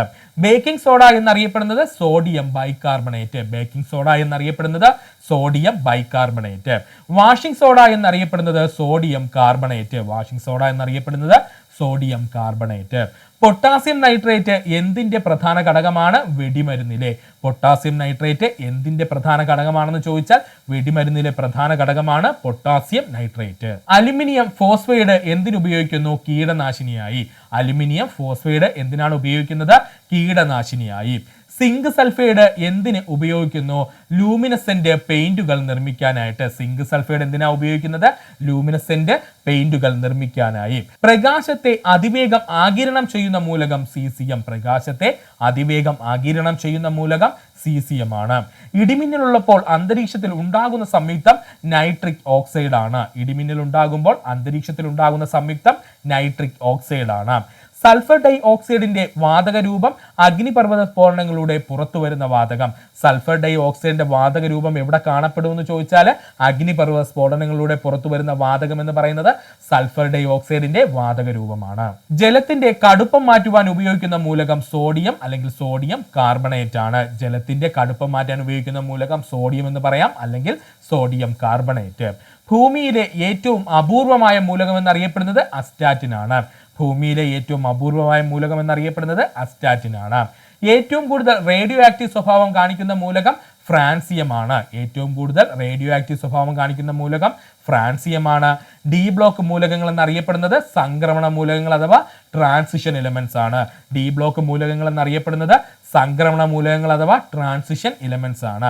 എഫ് ബ്ലോക്ക് മൂലകങ്ങൾ എന്നറിയപ്പെടുന്നത് ലാന്തനൈഡുകളും ആക്ടിനൈഡുകളുമാണ്. എഫ് ബ്ലോക്ക് മൂലകങ്ങൾ എന്നറിയപ്പെടുന്നത് ലാന്തനൈഡുകളും ആക്ടിനൈഡുകളുമാണ്. ആവർത്തന പട്ടികയിലെ ആദ്യത്തെ ലോഹം ലിഥിയമാണ്. ഇമ്പോർട്ടന്റ് ആണ്. ആവർത്തന പട്ടികയിലെ ആദ്യത്തെ ലോഹം എന്നറിയപ്പെടുന്നത് ലിഥിയമാണ്. അർദ്ധചാലകങ്ങളിൽ പ്രധാനമായും ഉപയോഗിക്കുന്ന മൂലകങ്ങൾ സിലിക്കണും ജർമേനിയവും. അർദ്ധചാലകങ്ങളിൽ പ്രധാനമായും ഉപയോഗിക്കുന്ന മൂലകങ്ങൾ സിലിക്കണും ജർമേനിയവും. ക്വാർട്സിൽ അടങ്ങിയിരിക്കുന്ന പ്രധാന മൂലകം സിലിക്കൺ ആണ് അല്ലെങ്കിൽ ക്വാർട്സ് എന്ന് പറഞ്ഞു കഴിഞ്ഞാൽ സിലിക്കൺ ഡൈ ഓക്സൈഡ് ആണ് കേട്ടോ. ക്വാർട്സിൽ അടങ്ങിയിരിക്കുന്ന പ്രധാന മൂലകം സിലിക്കൺ ആണ് അല്ലെങ്കിൽ നമുക്ക് പറയാം സിലിക്കൺ ഡൈ ഓക്സൈഡ് ആണ്. ലിപ്സ്റ്റിക്കിൽ അടങ്ങിയിരിക്കുന്ന പ്രധാന മൂലകം മെർക്കുറിയാണ് അല്ലെങ്കിൽ മെർക്കുറി സൾഫൈഡ് ആണ്. ലിപ്സ്റ്റിക്കിൽ അടങ്ങിയിരിക്കുന്ന പ്രധാന മൂലകം ചോദിച്ചാൽ മെർക്കുറിയാണ് അല്ലെങ്കിൽ മെർക്കുറി സൾഫൈഡ് ആണ്. കറങ്ങുന്ന കാന്തങ്ങൾ നിർമ്മിക്കാൻ ഉപയോഗിക്കുന്ന എഫ് ബ്ലോക്ക് മൂലകം നിയോഡിമിയമാണ്. ഓർത്തോളനെ, കറങ്ങുന്ന കാന്തങ്ങൾ നിർമ്മിക്കാൻ ഉപയോഗിക്കുന്ന എഫ് ബ്ലോക്ക് മൂലകം ഏതാണ്? നിയോഡിയമാണ്. തത്വജ്ഞാനികളുടെ കമ്പിളി എന്നറിയപ്പെടുന്നത് സിങ്ക് ഓക്സൈഡ് ആണ്. തത്വജ്ഞാനികളുടെ കമ്പിളി എന്നറിയപ്പെടുന്നത് സിങ്ക് ഓക്സൈഡ് ആണ്. നീലസ്വർണം എന്നറിയപ്പെടുന്നത് ജലമാണ്. നീലസ്വർണം എന്നറിയപ്പെടുന്നത് ജലമാണ്. ബ്ലൂ വിട്രിയോൾ അല്ലെങ്കിൽ തുരിശ് എന്നറിയപ്പെടുന്നത് കോപ്പർ സൾഫേറ്റ്. ബ്ലൂ വിട്രിയോൾ അല്ലെങ്കിൽ തുരിശ് എന്നറിയപ്പെടുന്നത് ആരാണ്? കോപ്പർ സൾഫേറ്റ് ആണ്. ഗ്രീൻ വിട്രിയോൾ എന്നറിയപ്പെടുന്നത് ഫെറസ് സൾഫേറ്റ് ആണ്. ഗ്രീൻ വിട്രിയോൾ എന്നറിയപ്പെടുന്നത് ഫെറസ് സൾഫേറ്റ് ആണ്. വെളുത്ത സ്വർണം എന്നറിയപ്പെടുന്ന ലോഹം ഓൾറെഡി നമ്മൾ പറഞ്ഞു, പ്ലാറ്റിനം ആണ്. വൈറ്റ് ടാർ എന്നറിയപ്പെടുന്നത് നാഫ്തലിൻ ആണ്. വൈറ്റ് ടാർ എന്നറിയപ്പെടുന്നത് നാഫ്തലിൻ ആണ്. ശിലാതൈലം എന്നറിയപ്പെടുന്നത് പെട്രോളിയം. ശിലാതൈലം എന്നറിയപ്പെടുന്നത് പെട്രോളിയം.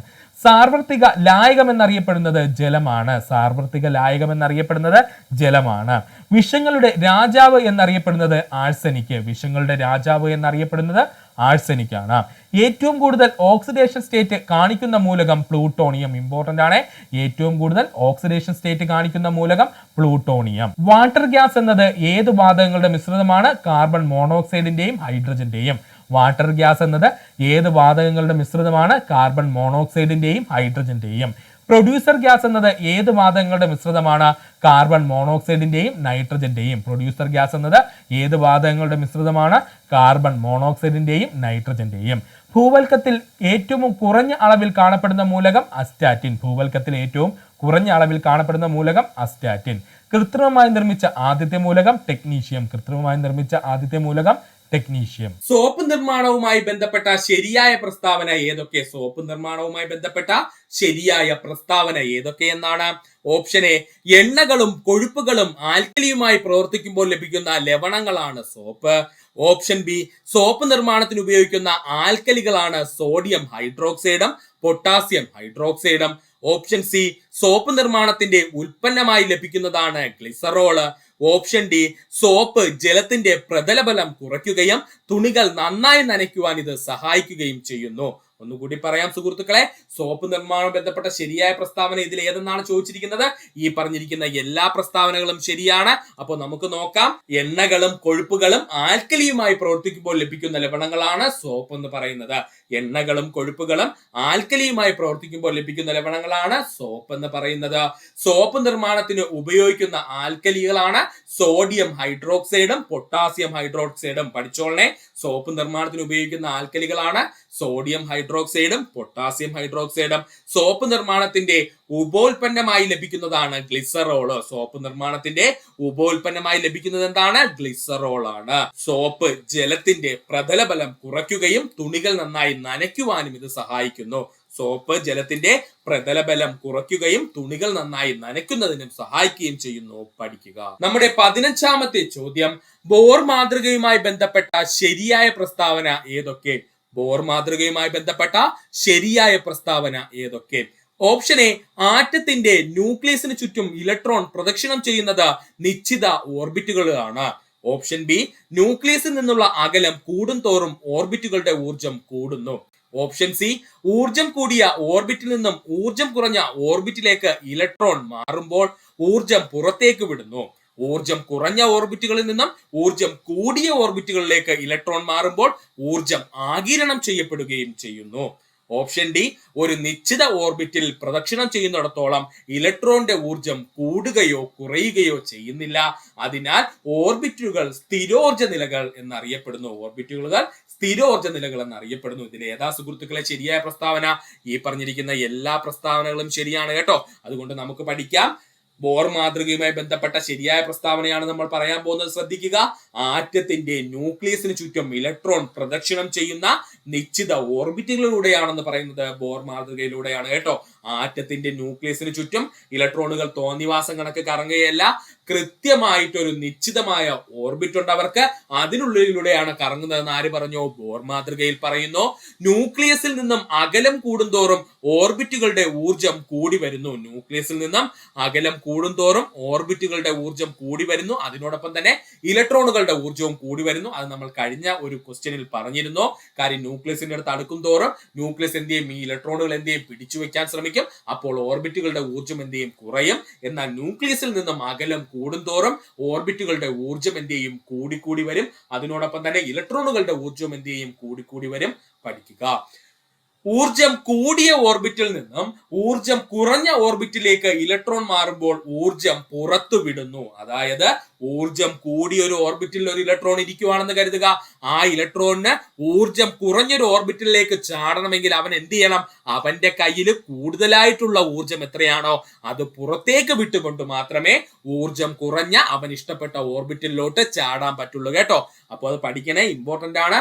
ഊർജം കൂടിയ ഓർബിറ്റിൽ ഒരു പാവപ്പെട്ട ഇലക്ട്രോൺ ഇരിക്കുന്നു. അവന് ഊർജം കുറഞ്ഞൊരു ഓർബിറ്റലിലേക്ക് ചാടണമെങ്കിൽ അവൻ എന്ത് ചെയ്തിരിക്കണം, അവന്റെ കയ്യിൽ കൂടുതലായിട്ടുള്ള ഊർജം പുറത്ത് കളഞ്ഞുകൊണ്ട് മാത്രമേ ഊർജം കുറഞ്ഞ ഓർബിറ്റലിലേക്ക് ചാടാൻ കഴിയുള്ളൂ. ഇനി നേരെ തിരിച്ചെന്ന് പറഞ്ഞു കഴിഞ്ഞാൽ ഊർജം കുറഞ്ഞൊരു ഓർബിറ്റിൽ ഒരു പാവപ്പെട്ട ഇലക്ട്രോൺ ഇരിക്കുകയാണെന്ന് കരുതുക. അവന് ഊർജം കൂടിയൊരു ഓർബിറ്റിലേക്ക് കയറണമെങ്കിൽ എന്ത് ചെയ്യണം, അവന് ആവശ്യമായി വേണ്ട ഊർജം പുറത്തു നിന്നും സ്വീകരിച്ചുകൊണ്ട് മാത്രമേ അവൻ എന്ത് ചെയ്യാൻ പറ്റുള്ളൂ, ഈ ഊർജം കുറഞ്ഞ ഓർബിറ്റിൽ നിന്നും ഊർജം കൂടിയ ഓർബിറ്റിലോട്ട് കടക്കാൻ പറ്റുള്ളൂ കേട്ടോ. അതായത് ഊർജം കുറഞ്ഞ ഓർബിറ്റിൽ ഇരിക്കുന്ന പാവപ്പെട്ടവനായ ഇലക്ട്രോണിന് ഊർജം കൂടിയ ഒരു ഓർബിറ്റിലോട്ട് ചാടി കയറണമെങ്കിൽ എന്ത് ചെയ്യണം, ആ ഇലക്ട്രോൺ എന്ത് ചെയ്യണം, പുറത്തുനിന്ന് എവിടെന്നെങ്കിലും ഒരു ഊർജം സ്വീകരിച്ച് ആ മുകളിലത്തെ ഓർബിറ്റലിലേക്ക് അല്ലെങ്കിൽ ഊർജം കൂടിയ ഓർബിറ്റിലേക്ക് ചാടി കയറണമെന്ന് പഠിച്ചു വെക്കുക. അപ്പോൾ ഒന്നുകൂടി പറയാം, ഊർജം കൂടിയ ഓർബിറ്റിൽ നിന്നും ഊർജം കുറഞ്ഞ ഓർബിറ്റിലേക്ക് ഇലക്ട്രോൺ മാറുമ്പോൾ അവന്റെ കയ്യിലുള്ള ഊർജം എന്ത് ചെയ്യും, പുറത്തേക്ക് വിടും. ഇനി ഊർജം കുറഞ്ഞ ഓർബിറ്റിൽ നിന്നും ഊർജം കൂടിയ ഓർബിറ്റിലേക്ക് ചാടി കിടക്കണമെങ്കിൽ ഇലക്ട്രോൺ എന്ത് ചെയ്യണം, പുറത്തു നിന്ന് എവിടെന്നെങ്കിലും ഊർജം ആഗിരണം ചെയ്യുകയും വേണം. പഠിക്കുക. നിശ്ചിത ഓർബിറ്റലിൽ പ്രദക്ഷിണം ചെയ്യുന്നിടത്തോളം ഇലക്ട്രോണിന്റെ ഊർജം കൂടുകയോ കുറയുകയോ ചെയ്യുന്നില്ല. അതായത് ഒരു ശല്യവുമില്ല. അവന് വലിയ ഓർബിറ്റിലോട്ടും പോണ്ട, ചെറിയ ഓർബിറ്റിലോട്ടും പോണ്ട, അവൻ ഇഷ്ടമുള്ള ഓർബിറ്റിൽ തന്നെ അവൻ കറങ്ങിക്കൊണ്ടിരിക്കുകയാണെന്ന് കരുതുക. അത്തരം ഇലക്ട്രോണുകളുടെ ഊർജം കൂടുകയോ കുറയുകയോ ഇല്ല. അതിനാൽ ഇത്തരം ഓർബിറ്റുകളെ സ്ഥിര ഊർജനില ഓർബിറ്റുകൾ എന്നറിയപ്പെടുന്നു. സ്ഥിര ഊർജനില ഓർബിറ്റുകൾ അല്ലെങ്കിൽ സ്ഥിരോർജനില ഓർബിറ്റുകൾ എന്ന് അറിയപ്പെടുന്നു. അപ്പോൾ ഒരു നിശ്ചിത ഓർബിറ്റലിൽ പ്രദക്ഷിണം ചെയ്യുന്നിടത്തോളം ഇലക്ട്രോണിന്റെ ഊർജം കൂടുകയോ കുറയുകയോ ചെയ്യുന്നില്ല. അതിനാൽ ഓർബിറ്റുകൾ സ്ഥിരോർജ നിലകൾ എന്നറിയപ്പെടുന്നു. പഠിക്കുക. 16ാമത്തെ ചോദ്യം, ചേരും പഠിച്ചേർക്കുക. 16ാമത്തെ ചോദ്യം എന്താ സുഹൃത്തുക്കളെ, ചേരും പഠിച്ചേർക്കുക. അയോഡിൻ 131, അതായത് അയോഡിന്റെ ഐസോടോപ്പ് ആയിട്ടുള്ള അയോഡിൻ 131 എന്തിനാ ഉപയോഗിക്കുന്നത്, തൈറോയിഡ് ഗ്രന്ഥിയുടെ പ്രവർത്തനങ്ങളുടെ പഠനത്തിനും ചികിത്സയ്ക്കുമാണ്. ഓപ്ഷൻ ബി, യുറേനിയം 235 ആണവ നിലയങ്ങളിൽ ഇന്ധനമായി ഉപയോഗിക്കുന്നു. ഓപ്ഷൻ സി, കൊബാൾട്ട് 60 ക്യാൻസർ ചികിത്സയ്ക്ക് ഉപയോഗിക്കുന്നു. ഓപ്ഷൻ ഡി, സോഡിയം 24 വ്യാവസായിക പൈപ്പ് ലൈനുകളുടെ ചോർച്ച കണ്ടെത്തുന്നതിനാണ് ഉപയോഗിക്കുന്നത്. ഇതിൽ ഏതാണ് ശരിയാണ്, അല്ലെങ്കിൽ കൃത്യമായിട്ട് ചേരുംപടി ചേർത്തിരിക്കുന്നത് ഏതെന്ന് ചോദിച്ചു കഴിഞ്ഞാൽ ഈ പറഞ്ഞിരിക്കുന്ന എല്ലാം കൃത്യമായിട്ട് നമ്മൾ ചേരുംപടി ചേർത്തിരിക്കുകയാണ്. പഠിക്കുക. അയോഡിൻ 131 എന്ന് പറയുന്നത് തൈറോയ്ഡ് ഗ്രന്ഥിയുടെ പ്രവർത്തനങ്ങളുടെ പഠനത്തിനും ചികിത്സയ്ക്കുമായി ഉപയോഗിക്കുന്നു. യുറേനിയം 235 എന്തിനാ സുഹൃത്തുക്കളെ ഉപയോഗിക്കുന്നത്, ആണവ നിലയങ്ങളിൽ ഇന്ധനമായി ഉപയോഗിക്കുന്നു. യുറേനിയം 235 ആണവ നിലയങ്ങളിൽ എന്തായിട്ട് ഉപയോഗിക്കുന്നു, ഇന്ധനമായിട്ട് ഉപയോഗിക്കുന്നു. കൊബാൾട്ട് 60 ക്യാൻസർ ചികിത്സയ്ക്ക് ഉപയോഗിക്കുന്നു. കൊബാൾട്ട് 60 എന്തിനാ ഉപയോഗിക്കുന്നത്, ക്യാൻസർ ചികിത്സയ്ക്ക് ഉപയോഗിക്കുന്നത്. അതുപോലെ തന്നെ സോഡിയം 24 വ്യാവസായിക പൈപ്പ് ലൈനുകളുടെ ചോർച്ച കണ്ടെത്തുന്നതിന് ഉപയോഗിക്കുന്നു. സോഡിയം 24 എന്തിനാ ഉപയോഗിക്കുന്നത്, വ്യാവസായികമായി പൈപ്പ് ലൈനുകളുടെ ചോർച്ച കണ്ടെത്തുന്നതിന് ഉപയോഗിക്കുന്നു. സോഡിയം 24 എന്തിനാ ഉപയോഗിക്കുന്നത്, വ്യാവസായികമായി പൈപ്പ് ലൈനുകളുടെ ചോർച്ച കണ്ടെത്തുന്നതിന് ഉപയോഗിക്കുന്നതാണ് സോഡിയം 24 എന്ന ഐസോടോപ്പ്. ഇനി സുഹൃത്തുക്കൾക്ക് വേണ്ടി ഒരു ചോദ്യം, അയേൺ 59 എന്തിനു വേണ്ടിയാണ് ഉപയോഗിക്കുന്നത്? അയേൺ അല്ലെങ്കിൽ ഇരുമ്പിന്റെ ഐസോടോപ്പ് ആയിട്ടുള്ള അയേൺ 59 എന്തിനു വേണ്ടിയാണ് ഉപയോഗിക്കുന്നതെന്ന് അറിയാവുന്ന സുഹൃത്തുക്കൾ ഒന്ന് കമന്റ് ചെയ്യുക. അതും ഇമ്പോർട്ടന്റ് ആണ്. അപ്പോൾ സുഹൃത്തുക്കളെ, നിങ്ങൾക്ക് അറിയാവുന്ന ഉത്തരം കമന്റ് ബോക്സിൽ രേഖപ്പെടുത്താൻ മറക്കരുത്. ഒന്നുകൂടി പറയാം, അയോഡിൻ 131 തൈറോയ്ഡ് ഗ്രന്ഥിയുടെ പ്രവർത്തനങ്ങളുടെ പഠനത്തിനും ചികിത്സയ്ക്കും ഉപയോഗിക്കുന്നു. യുറേനിയം 235 ആണവ നിലയങ്ങളിൽ ഇന്ധനമായി ഉപയോഗിക്കുന്നു. കൊബാൾട്ട് 60 ക്യാൻസർ ചികിത്സയ്ക്കായി ഉപയോഗിക്കുന്നു. സോഡിയം 24 വ്യാവസായിക പൈപ്പ് ലൈനുകളുടെ ചോർച്ച കണ്ടെത്തലിന് ഉപയോഗിക്കുന്നു. സുഹൃത്തുക്കൾക്ക് വേണ്ടിയുള്ള ചോദ്യം, അയേൺ 59 എന്ന് പറയുന്ന ഐസോട്ടോപ്പ് എന്തിനാണ് ഉപയോഗിക്കുന്നതെന്ന് നിങ്ങൾക്ക് അറിയാമെങ്കിൽ ഒന്ന് കമന്റ് ചെയ്യുക. 17ാമത്തെ ചോദ്യം, താഴെ പറയുന്നവയിൽ ശരിയായത് ഏതെന്നാണ് ചോദിച്ചിരിക്കുന്നത്. അതിൽ നമുക്കറിയാം, ഒന്നാമതായി പറഞ്ഞിരിക്കുന്നു ഐസോട്ടോപ്പിന്റെ ഉദാഹരണങ്ങളാണ് കൊടുത്തിരിക്കുന്നത്. രണ്ടാമത്തത് ഐസോടോണുകളുടെ ഉദാഹരണമാണ് ചോദിച്ചിരിക്കുന്നത്. മൂന്നാമതായി പറഞ്ഞിരിക്കുന്നത് ഐസോ ബാറുകളുടെ ഉദാഹരണമാണ് പറഞ്ഞിരിക്കുന്നത്. ഇതിൽ ഏതാണ് ശരിയെന്നാണ് ചോദിച്ചിരിക്കുന്നത്. ഈ പറഞ്ഞിരിക്കുന്ന മൂന്നും ശരിയാണ് കേട്ടോ, അതുകൊണ്ട് പഠിക്കുക, ഇമ്പോർട്ടന്റ് ആണ്. അപ്പോൾ കാർബൺ 12, 13, 14 എന്നൊക്കെ പറഞ്ഞു കഴിഞ്ഞാല് നമ്മുടെ കാർബണിന്റെ ഐസോടോപ്പുകൾ തന്നെയാണ് കേട്ടോ. കാർബൺ 12, 13, 14 എന്ന് പറഞ്ഞു കഴിഞ്ഞാല് കാർബണിന്റെ ഐസോടോപ്പുകൾ തന്നെയാണ്.